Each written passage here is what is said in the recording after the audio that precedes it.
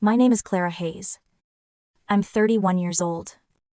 And this is how my family tried to erase me. It was late. Just before Christmas.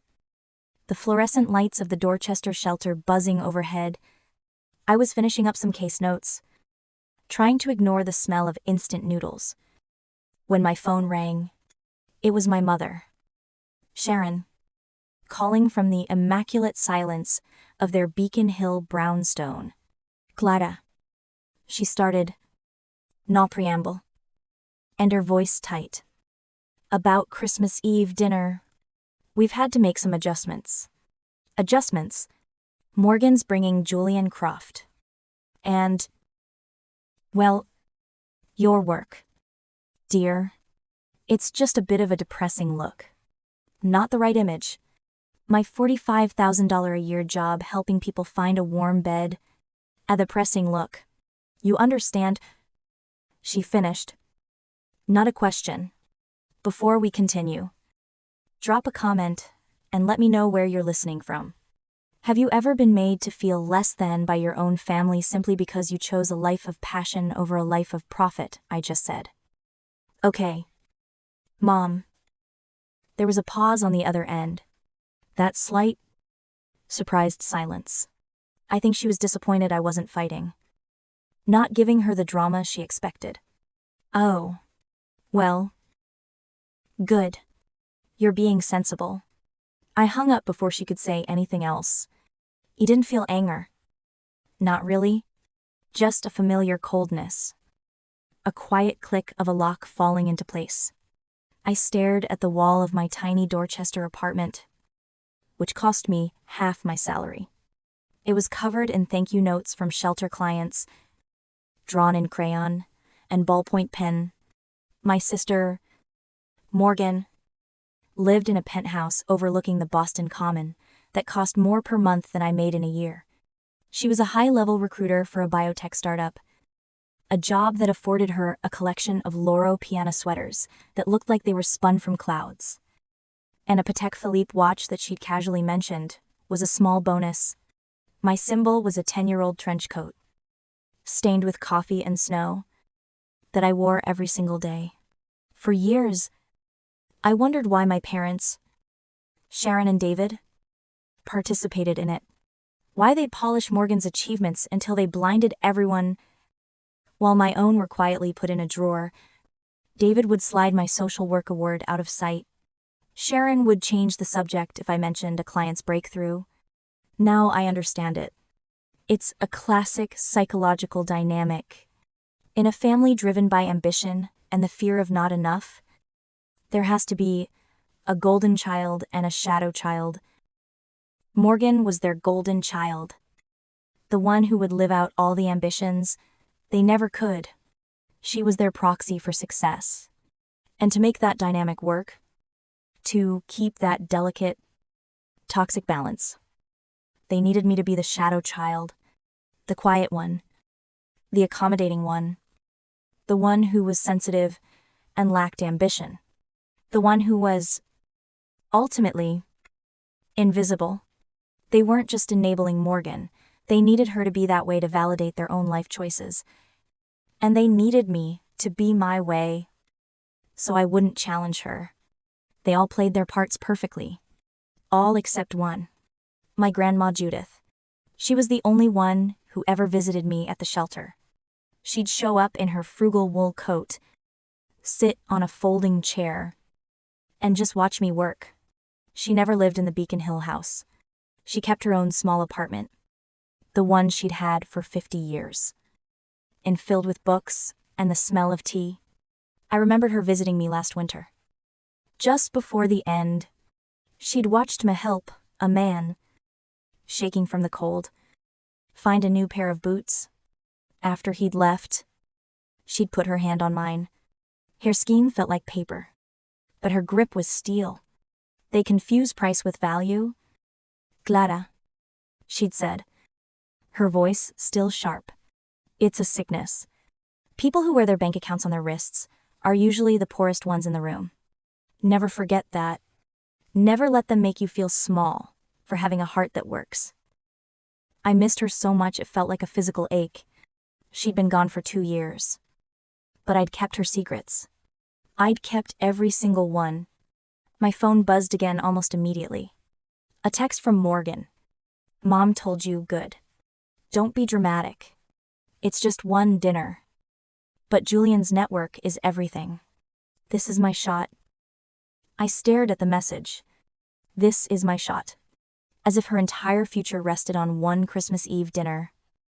And I was the single piece of garbage she needed to take out. I typed back one word, understood. My lack of a fight must have infuriated her. Because a second later, my phone was ringing. This time, I answered. What do you mean? Understood, she snapped. No hello. You're not even going to fight God. You're pathetic. Glada. I'm trying to help you. Don't you see? You can't show up in that coat you always wear and talk about, I don't know, soup kitchens. Not when Julian Croft is there. I wasn't planning on it. I said, my voice perfectly level. Look. She sighed. That false, theatrical patience she used. Just to be clear, don't even think about just showing up. I'm not joking. Glada, I will have security remove you. I will have you removed. The threat hung in the air, sharp and ugly. My own sister. Threatening to have me thrown out of our family home. The cruelty of it was so predictable. And, as I'd soon find out, so perfectly timed. I said, I have to go. Morgan, enjoy your dinner. I hung up. My hands weren't even shaking. That's the thing about being the shadow child for 31 years. You learn to absorb the blows. You learn to be still. But that night, something was different. I will have you removed. That was the final straw. It wasn't just an insult, it was an act of war. But I didn't cry. I didn't pace. I finished my noodles, opened my laptop, and got to work. I logged into a secure portal, one that required a multi-factor authentication key. I kept on a simple chain around my neck, hidden under my shirt. The one thing of value I ever wore. The header loaded on my screen. Simple, elegant, and powerful. The Judith Hayes Foundation, $50 million in assets. I clicked on the Board of Directors tab. And there, at the very top of the directory, was my name.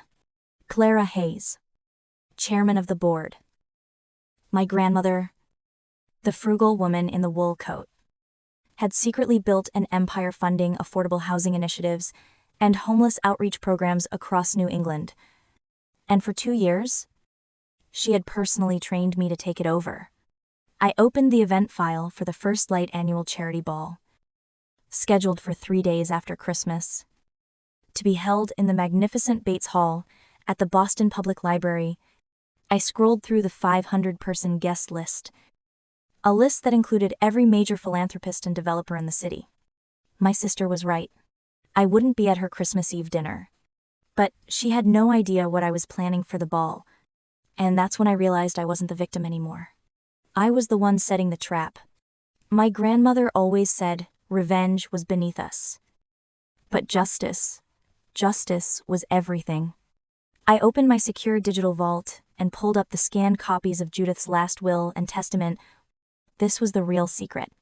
The one I'd held for 2 years. This was the part even the Foundation's lawyers hadn't fully understood until I'd been appointed.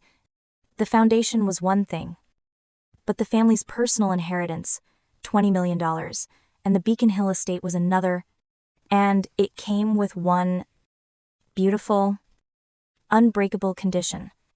I read the clause, the words practically glowing on my screen.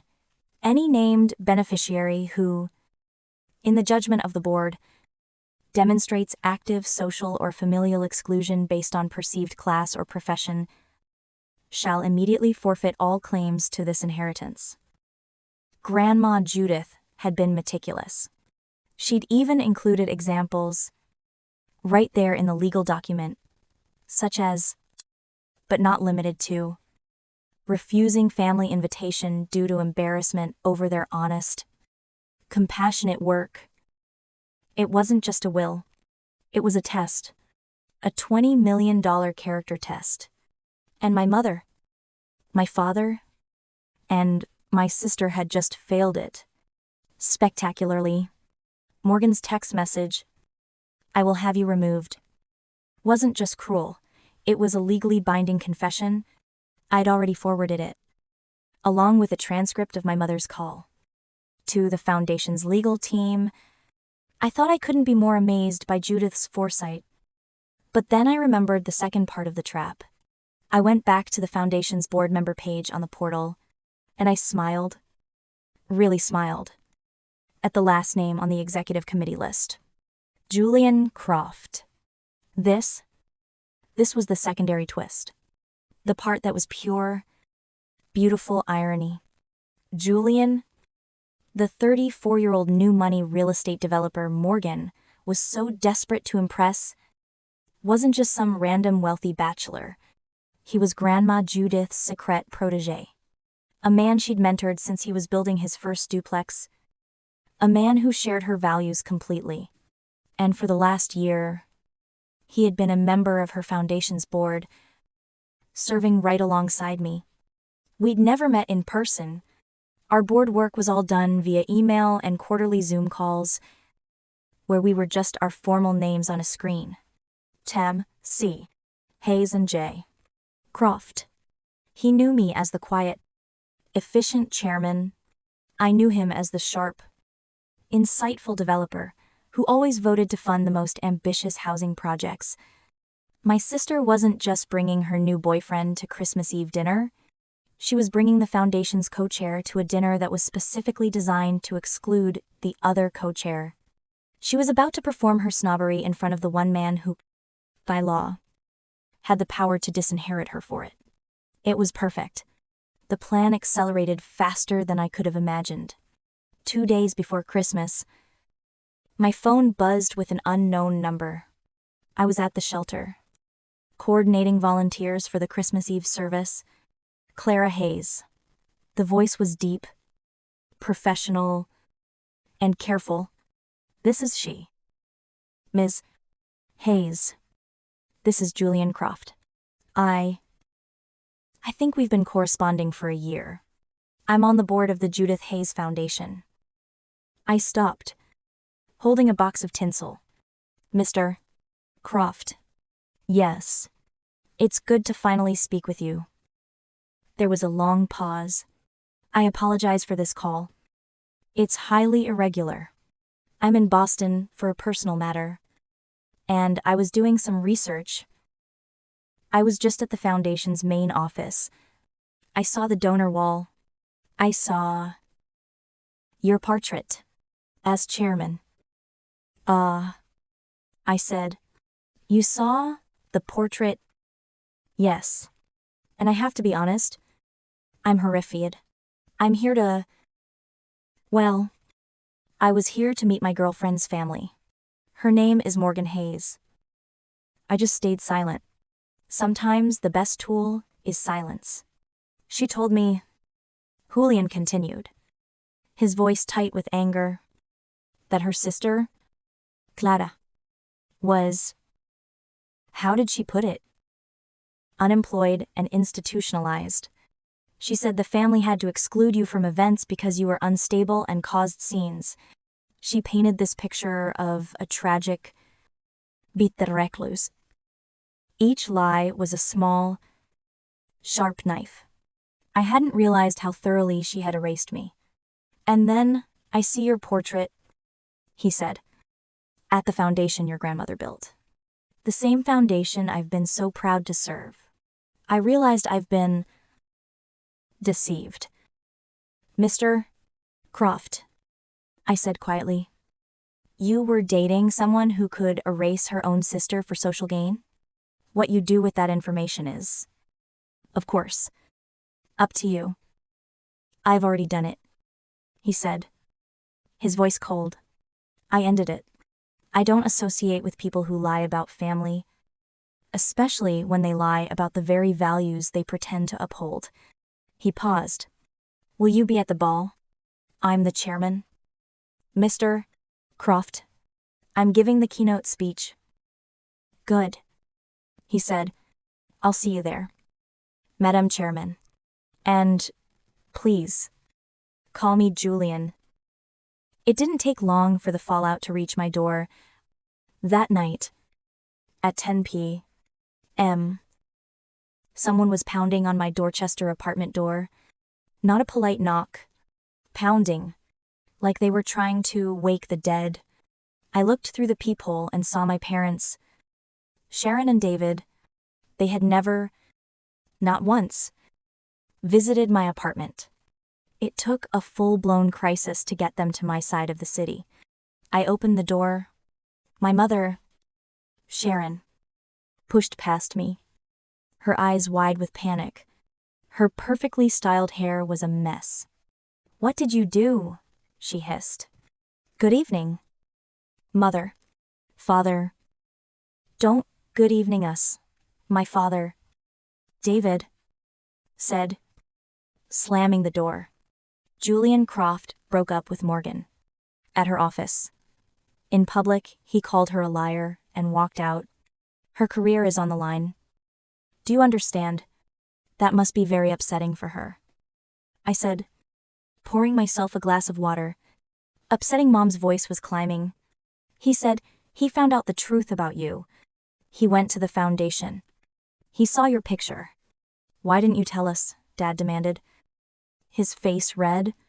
How could you hide this? Running a $50 million foundation. The same way you hid uninviting me to Christmas. I said. My voice wasn't loud, but it cut through their panic. You didn't want me there because my job was a depressing look. Your words? Mom. Because I'm too charity case for her rich boyfriend. That's different. Sharon started. Is it fix this? Clara. Dad ordered. Using the voice he used on his golf partners. Call Julian. Tell him it was a misunderstanding. Tell him you'll resign. Or whatever it takes to make this right for Morgan. I just looked at them. No. No, my mother looked like I had slapped her. No, I will not lie. And I will not resign to fix what Morgan broke herself. I walked to my desk and picked up 3 thick, embossed envelopes. You want to know the whole truth. You wanted to be part of Judith's legacy, then come and see it. I handed them the invitations. The first light annual charity ball, 3 days after Christmas. Boston Public Library. Black tie.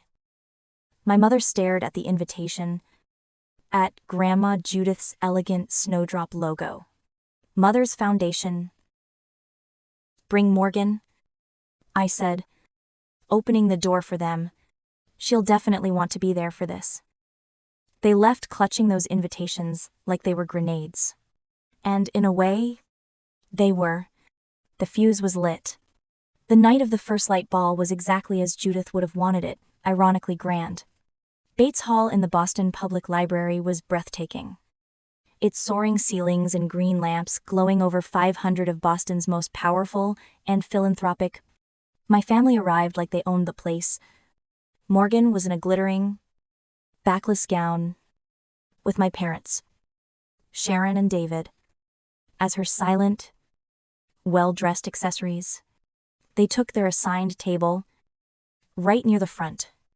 I entered through a side door and was immediately met by Julian. Madam Chairman, he said, his smile warm and genuine. You look perfect. I was wearing a simple, navy blue dress. My uniform, as my sister would call it. The other board members joined us, shaking my hand, discussing the night's agenda. Across the room, I watched Morgan watch me. I saw her face go from confusion to alarm to pure, narcissistic panic. She couldn't understand why Julian was smiling at me. Why the other board members were nodding at me with such respect. In her world, this was impossible. The shadow child couldn't be in the spotlight. As the event coordinator motioned for me to take the stage, Morgan did something I couldn't have planned better myself. She stood up, marched to the podium, and grabbed the microphone first. "Excuse me." Everyone, her voice, high and sharp, echoed through the hall. The room fell silent. "I am Morgan Hayes," she said, trying to regain her composure. "Judith Hayes's granddaughter. I just want to thank you all for being here to support my grandmother's hobby." A few people winced. "I'm so proud of what she built." Then, she turned and pointed directly at me, standing by the stage. "I even want to thank my sister, Clara, for being here. She works at a homeless shelter in Dorchester." She said the words like they were a disease. And I think it's so brave of her to show up at an event she doesn't understand. It just shows that anyone can clean up nicely if they try. The room was frozen in shock. The condescension was so thick you could cut it. Julian looked at me, his eyes furious. But I just gave him a small, calm nod. I walked up to the podium. Morgan stepped aside, looking triumphant. I took the microphone. "Thank you, Morgan," I said, my voice calm and clear, carrying through the silent hall. That was the perfect introduction. I turned to the crowd. My sister is right. I work in Dorchester. I spend my days with the people this city tries to forget. And my grandmother, Judith, saw them, too. In fact, she built the $50 million foundation you are all supporting tonight. To serve them. A gasp rippled through the room. Morgan's face went white. "But before we begin," I said, "my grandmother left a final message for an occasion just like this." I signaled the tech booth. The lights dimmed. A life-size, shockingly clear holographic message of Grandma Judith appeared on stage. She was sitting in her simple apartment, not the Beacon Hill house. My mother let out a small, strangled cry. "If you are seeing this," Judith's voice filled the hall, strong and sharp, "it is because my family has failed the test." The hologram explained everything: the $20 million personal inheritance, the Beacon Hill estate, and the unbreakable clause disinheriting any beneficiary for active social or familial exclusion based on perceived class or profession. Judith's hologram then looked right at Morgan's table. As proof of this failure, I am now playing a voicemail left for my granddaughter, Clara, just 2 days ago. And then, Morgan's own voice, cold and cruel, filled the entire library. "I will have security remove you." The color drained from my father's face. Morgan looked like she was going to be sick. The hologram of my grandmother spoke one last time, her voice devoid of all emotion. "You have failed. Morgan Hayes, Sharon Hayes, and David Hayes, you are hereby, and with the full power of my estate, disinherited." Effective immediately, the hologram of my grandmother faded, leaving a stunned silence in its wake. Then, "Shouse," Morgan screamed. "This is illegal." She manipulated her. My mother was sobbing uncontrollably, leaning on my father, who just stood there, gray-faced, staring at the empty space where Judith's image had been. It's ironclad. Ms. Hayes, the foundation's lawyer, Mr. Abernathy, stated calmly from his table near the front. Julian stood beside him. Every contingency was covered. The will has been reviewed by 3 separate firms. Your own words, recorded and witnessed, triggered the clause. Security guards moved quietly towards my family. Morgan lunged, trying to get back to the stage. but they gently, firmly, guided her, along with my parents, towards the exit. "You'll regret this. Clara, you'll be nothing," she shrieked as they disappeared through the grand doors of Bates Hall. As the doors closed, Julian stepped forward. He didn't take the podium. I just spoke clearly into the still air. "For the record," he announced, his voice ringing with authority, "Croft Development is immediately severing all ties and withdrawing all potential investment from Morgan Hayes' current employer, effective immediately. We do not partner with firms that tolerate this kind of blatant discrimination and dishonesty." The final nail in her professional coffin. The gasps were audible. Watching them leave, I didn't feel triumph. Not exactly, just a profound, aching quiet inside.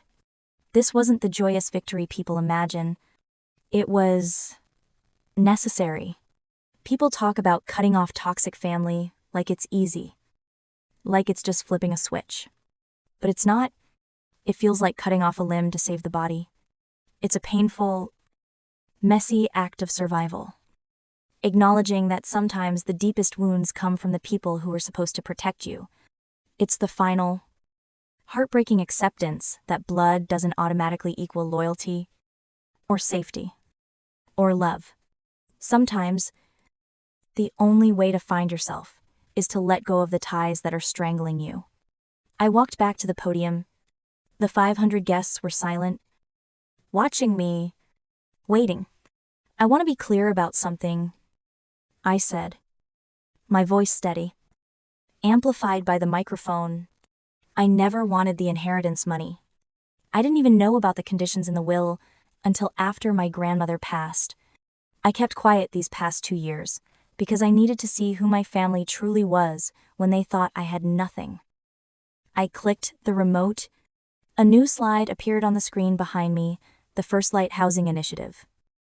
"Tonight," I announced, "I am honoring my grandmother Judith's true legacy. The entire $20 million of the personal inheritance and the Beacon Hill property will be immediately donated to the Judith Hayes Foundation. It will fund this new initiative, dedicated to building permanent, dignified, affordable housing units right here in Boston. For the very people my family deemed depressing looks." For a moment, silence. Then, someone started clapping. Then another, and another. Within seconds, the entire hall was on its feet, the applause echoing off the marble walls. I saw tears in the eyes of people I knew, ran shelters and outreach programs across the city. "This is for you. This final part isn't just my story anymore. It's a letter to everyone who has ever felt like they were on the outside, looking in, especially within their own family. To everyone who was told to be quieter, smaller, less ambitious, less you. To everyone who chose a path of passion and purpose, only to be met with judgment or ridicule. Your value is not determined by their opinion. Your worth is not defined by your paycheck or your job title. That feeling of not belonging, it's not a reflection of your inadequacy. It's often a sign that you've outgrown the space they tried to keep you in. Your dignity isn't negotiable. Stand firm in that knowledge. Even if you stand alone, especially then, my family, of course, tried to fight the will. And what the lawyers found in Morgan's finances, well, that's a story of pure desperation for another time. But I have to ask you, do you believe true justice was served? Or should I have given them a second chance? Let me know your honest thoughts in the comments.